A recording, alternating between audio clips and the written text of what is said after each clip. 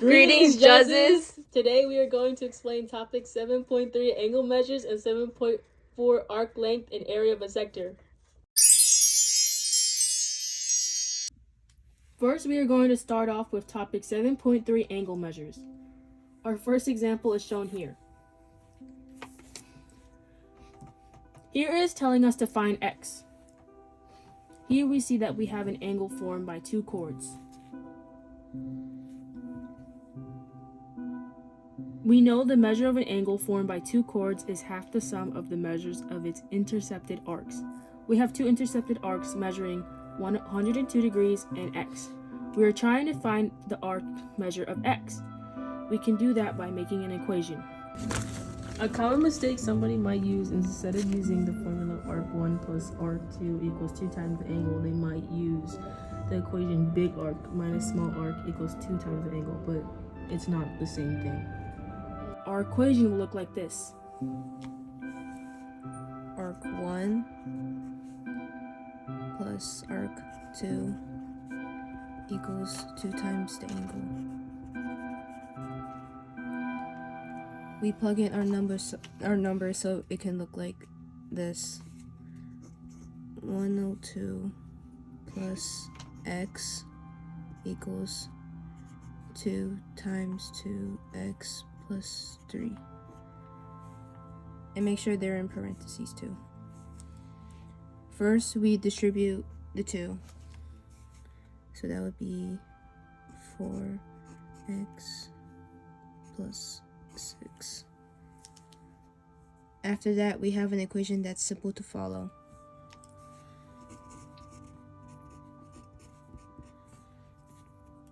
First, we move the x.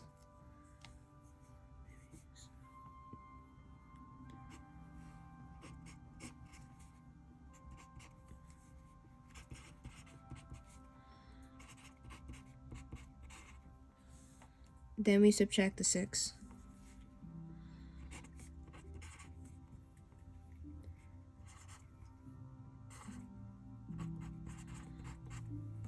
Then we simply divide 3. And then x would equal 32. Yes, we found x. A common mistake that some people may do is they would plug in x into the angle measure, 2x plus 3. But we are to find x, the intercepted arc, not the angle. So you just stop there. This is example 2. Here it is telling us to find x and y. First, let's start off by finding x. X is a part of the arc in the circle. The angle measure, 50, is formed by two sectants. We know the measure of the outer angle formed by two sectant lines is half the difference of the measures of the intercepted arcs. Our intercepted arcs are 160 and x. We are trying to find the arc measure of x. A common mistake someone might do, instead of doing the equation big arc minus small arc equals 2 times the angle, somebody might use arc 1 plus arc 2 equals 2 times the angle, but they aren't the same thing. We can set up our problem like this. Big arc minus the small arc would equal 2 times the angle. Then we would plug in the numbers, which would be 160 minus x equals 2 times 50. And then we would just distribute from here.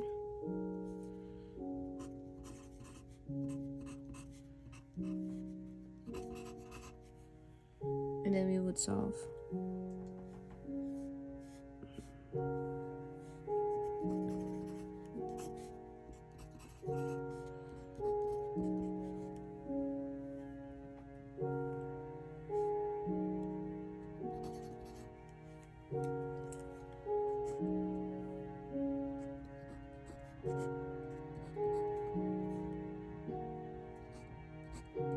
And then x would equal 60.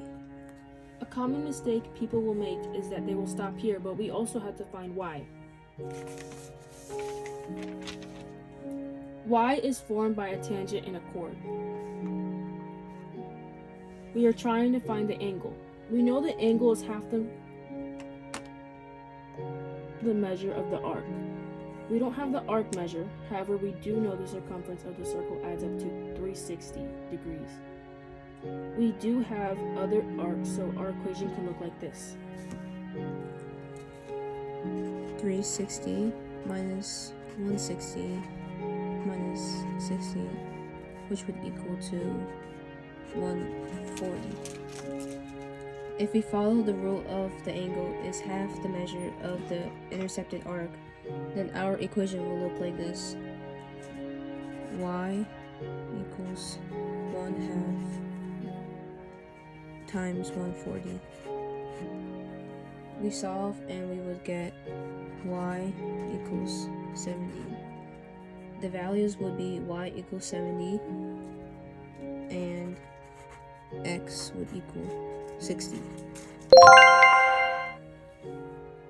Next, we are going to start off with 7.4 arc length and area of a sector.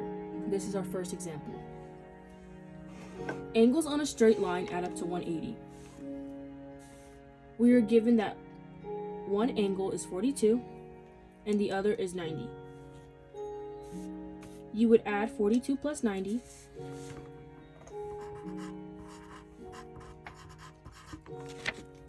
to get 132. Then you would subtract that by 180.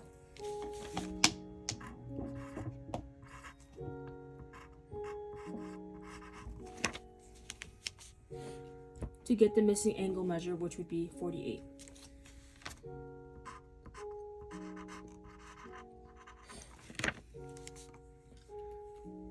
The measure of GIF would equal 180 minus 90 minus 42 equals 48.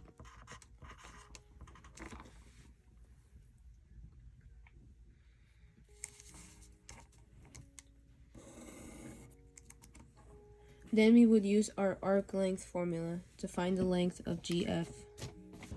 A common mistake somebody might do is use the sector area formula instead of the arc length formula, which would be in parentheses n times pi times the radius over 180. N would be the measure of the center angle. In this problem, it would be 48 degrees. R would be the radius, which is 8 centimeters. Now we plug in the numbers into the formula. It would be 48 times pi. Radius would be 8 and over 180. And then we would multiply 48 by 8, the central angle by the radius, to get 384 times pi. And then we would simplify. A common factor for 384 and 180 is 12. And then we divide both of them by that number to get 32 times pi over 15. Then the arc length would be approximately equal to 6.70 centimeters. One common mistake when solving for the length of the arc is that they don't convert their answer into decimal form. This is our second example. For this one, we are to find the area of the shaded regions. First, we have to find the area of the entire circle. A common mistake somebody might do is use the circumference formula instead of the area formula. We do this by area equals pi times radius squared. In this problem, the radius is 12. So we're to plug it in. So it'll be area equals pi times 12 squared. And after we solve that, it would equal 144 pi yards squared. And that would be the total area of the circle. The unshaded sector has an angle measure of 105. In order to find the fraction of the circle this represents, we would have to divide the unshaded sector angle by the total degrees in the circle, which is 360 degrees. The unshaded fraction would look like this. Shaded fraction would equal 105 degrees divided by 360 degrees. Simplify that and you would get 7/24. The unshaded sector makes up 7/24 of the entire circle. To find the area of the unshaded region, we multiply the total area of the circle by the unshaded fraction, which would look like this. Area of unshaded region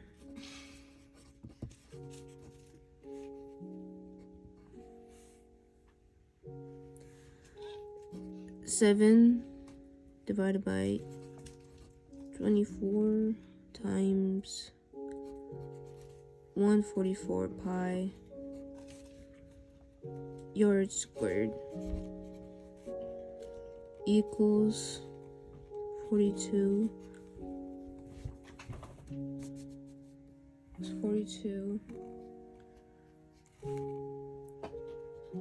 pi yards squared.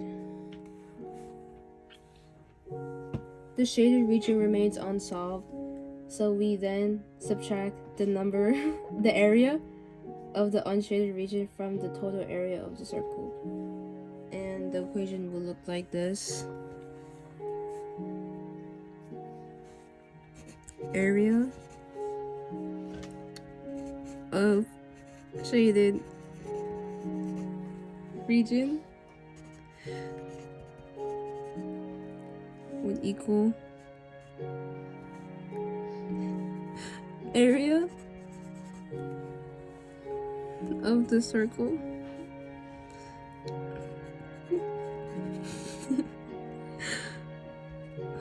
minus area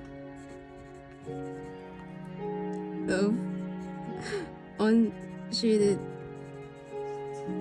region.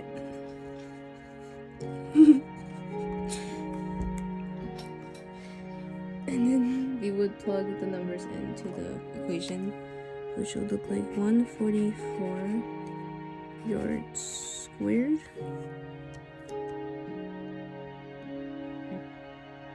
minus 42 yards squared equals 102 pi yards squared. And this would be approximately equal to 320.44 yards squared. Yeah, that would be the answer to this example. A common mistake that could be done is that someone could use the arc length formula instead of the sector length formula. We hope you guys had fun listening to us yap about geometry. Bye. Bye.